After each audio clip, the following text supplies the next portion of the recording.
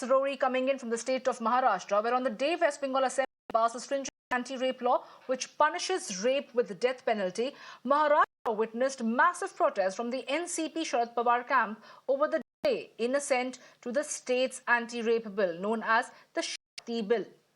Now, the protest, mostly led by women, is being held while President Draupadi Murmu is set to visit the State Legislative Council. The bill, which was passed in 2021 under the Maha Vikas Aghadi tenure, is currently awaiting President's nod before it becomes a law. Now, the Shakti Bill, under which the rapist can be awarded a death penalty, saw a renewed demand in the wake of Badlapur horror, where minor girls were raped and molested. The MVA government is now pointing its guns at the centre and the ruling Mahayuti for inaction regarding the bill.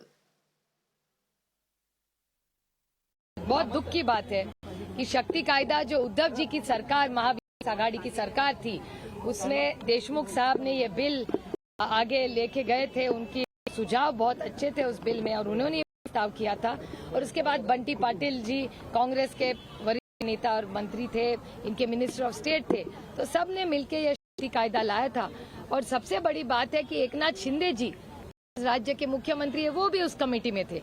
तो सबका सलाह लेके ये बहुत अच्छा कायदा देशमुख साहब ने लाया था और सब ने दिल्ली भी भेजा हुआ है, लेकिन तब मोदी सरकार थी, उन्होंने कुछ नहीं किया।